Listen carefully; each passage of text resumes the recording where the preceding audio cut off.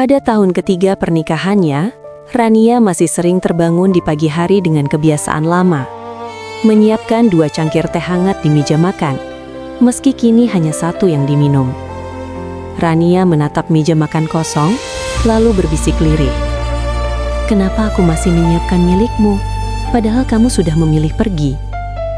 Rumah itu masih berdiri utuh, tetapi pernikahan di dalamnya telah runtuh tanpa suara. Perceraian itu terjadi di ruang tamu, tanpa tangisan histeris, tanpa amarah yang meledak. Justru ketenangan itulah yang menghancurkan Rania paling dalam. Dimas duduk di hadapannya, menautkan jemari, menunduk sebentar sebelum akhirnya berkata, "Ran, aku sudah memikirkannya lama." Rania menahan nafas. "Memikirkan apa?" "Aku ingin punya anak." Rania menatapnya, suaranya bergetar. "Aku juga ingin. Aku sudah berusaha." Dimas menggeleng pelan. 3 tahun cukup. Aku tidak bisa terus menunggu sesuatu yang mungkin tidak akan pernah ada." Kalimat itu jatuh begitu saja, tanpa empati, tanpa jeda. "Jadi, aku ini apa buat kamu?" tanya Rania dengan suara nyaris tak terdengar. Dimas terdiam, lalu menjawab dengan nada yang paling menyakitkan. "Kamu istriku, tapi aku butuh lebih dari itu." Rumah itu masih sama. Dinding putih, sofa abu-abu, foto pernikahan yang tergantung rapi. Namun isinya telah berubah menjadi ruang kosong yang dingin. Tidak ada lagi suara langkah kaki suaminya di pagi hari. Tidak ada lagi tanya sederhana, seperti, "Kamu sudah sarapan?" Yang tersisa hanyalah kesunyian yang menekan dada. Seperti beban tak kasat mata, yang setiap hari mengingatkan bahwa hidupnya telah runtuh perlahan. Bukan oleh kematian, melainkan oleh keputusan yang ia tidak pernah setujui. Perceraian.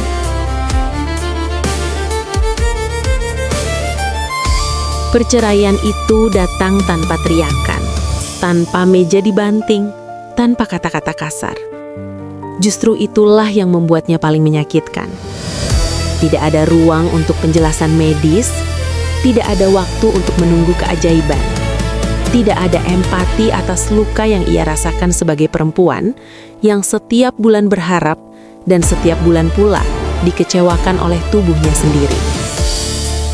Rania tidak pernah mengira bahwa rahimnya, bagian tubuh yang bahkan tak pernah ia pikirkan sebelumnya, akan menjadi alasan seseorang berhenti mencintainya.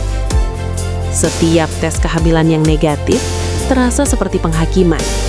Setiap komentar keluarga tentang kapan punya momongan berubah menjadi duri.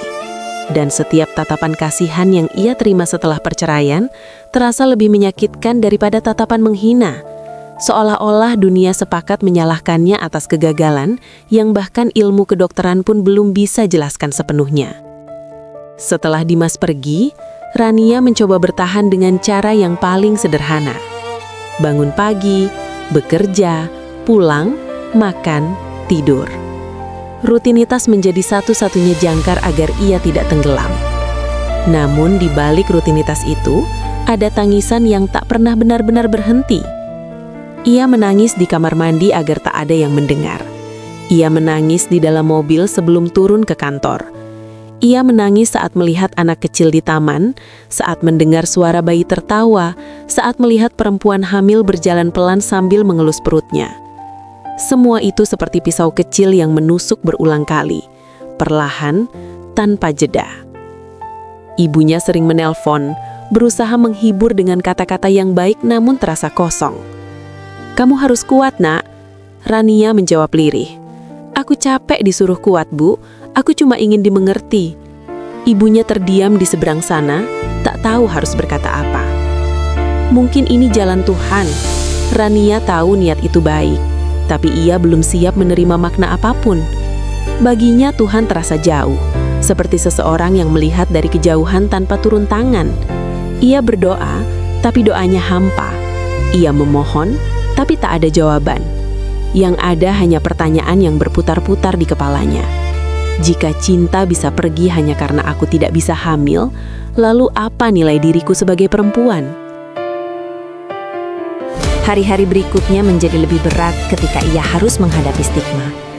Ada yang berbisik bahwa perceraian itu pasti karena ia tidak cukup berusaha. Ada yang menyarankan ramuan-ramuan aneh, seolah tubuhnya mesin rusak yang bisa diperbaiki dengan resep seadanya. Ada pula yang terang-terangan berkata, "Sudah cerai? Oh, ya wajar sih. Kalau belum bisa hamil ya berat. Wajar kalau suamimu pergi, pria butuh keturunan." Setiap kalimat itu menusuk, membuat Rania pulang dengan langkah gontai sambil berkata pada dirinya sendiri, "Aku bukan barang rusak. Aku ini manusia, kan?" Setiap kalimat itu menambah luka, membuat Rania semakin kecil di mata dirinya sendiri.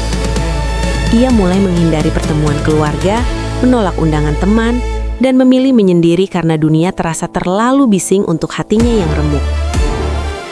Pada suatu malam, Rania duduk di lantai kamar, memandangi foto pernikahannya.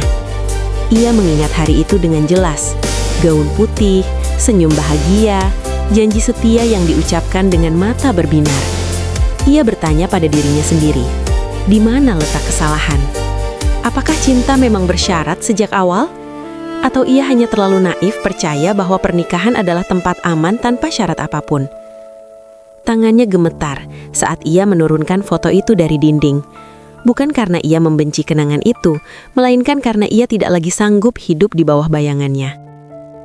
Waktu berjalan, seperti air yang tak peduli pada batu yang dilaluinya. Luka Rania tidak langsung sembuh, tetapi ia mulai belajar berdiri kembali. Ia kembali fokus pada pekerjaannya, menemukan kepuasan kecil dari hal-hal yang bisa ia kendalikan.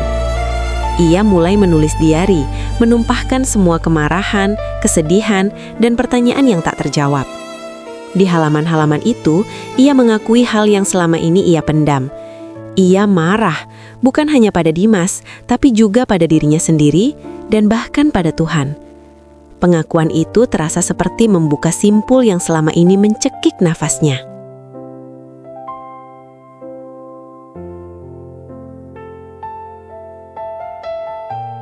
Suatu hari, tanpa rencana, Rania menerima tawaran untuk menghadiri seminar motivasi di luar kota.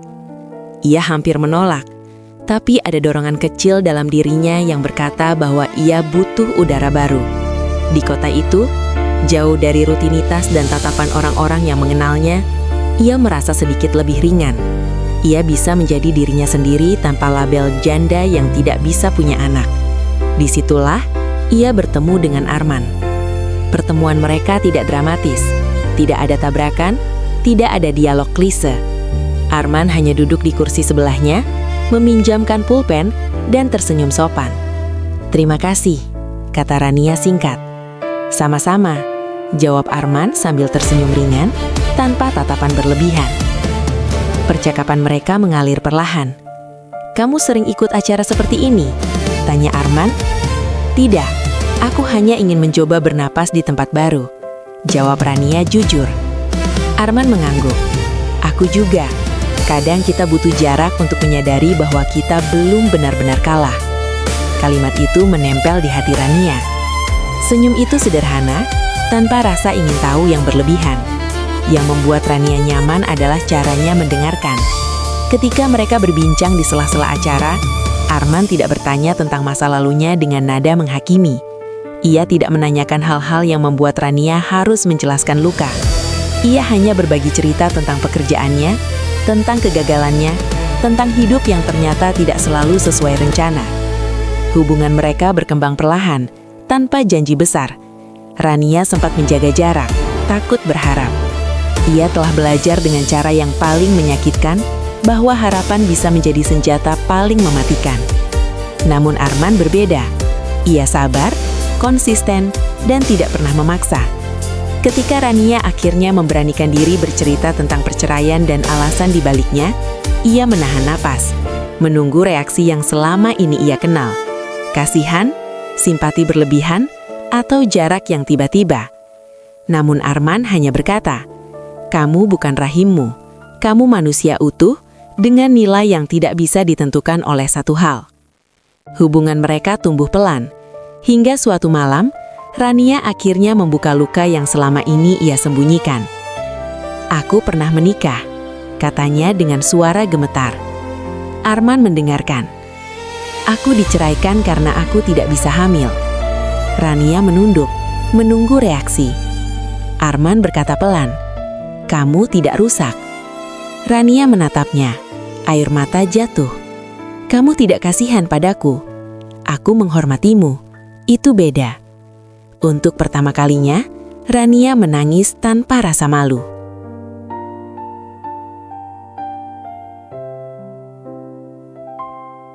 Kalimat itu sederhana, tapi Rania menangis untuk pertama kalinya bukan karena sedih, melainkan karena lega.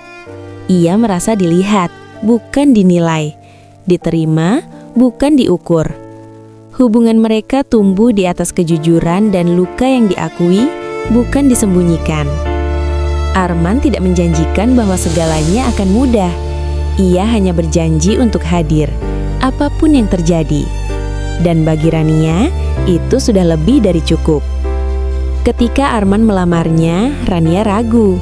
Bukan karena ia tidak mencintainya, tetapi karena ia takut mengulangi sejarah. Ia berkata jujur, aku tidak tahu apakah aku bisa punya anak. Aku tidak menjanjikan keturunan. Arman menggenggam tangannya erat dan menjawab, aku menikahimu bukan karena apa yang mungkin kamu beri, tapi karena siapa kamu. Aku menikahimu karena aku memilihmu, bukan karena kemungkinan. Keputusan itu bukan tanpa air mata.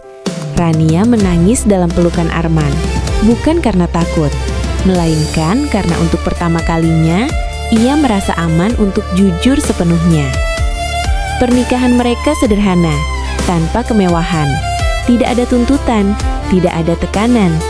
Hari-hari mereka diisi dengan kebersamaan yang tenang. Rania kembali berdoa, bukan lagi dengan tuntutan, melainkan dengan penyerahan. Setiap malam Rania berdoa, kalau engkau memberi, aku bersyukur. Kalau tidak pun, aku sudah bahagia. Ia belajar mencintai dirinya sendiri, menerima tubuhnya tanpa kebencian. Dan di saat itulah, ketika ia berhenti menjadikan kehamilan sebagai satu-satunya ukuran kebahagiaan, keajaiban itu datang dengan cara yang paling tak terduga.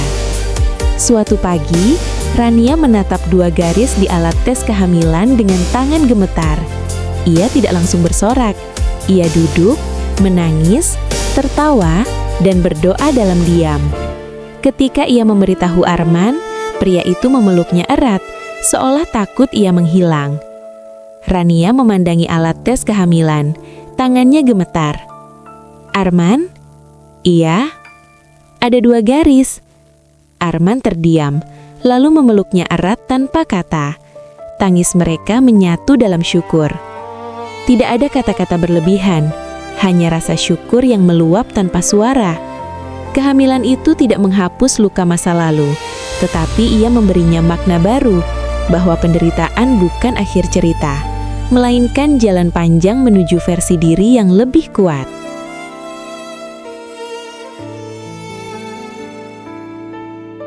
Saat Rania menggendong anaknya untuk pertama kali, ia teringat pada dirinya yang dulu. Perempuan yang merasa tidak berharga karena tidak bisa hamil. Ia ingin memeluk dirinya di masa lalu. Dan saat anak itu lahir, Rania berbisik di telinganya. Kamu datang setelah ibu belajar mencintai dirinya sendiri. Ia tersenyum sambil menangis, mengingat dirinya yang dulu, yang merasa tidak cukup.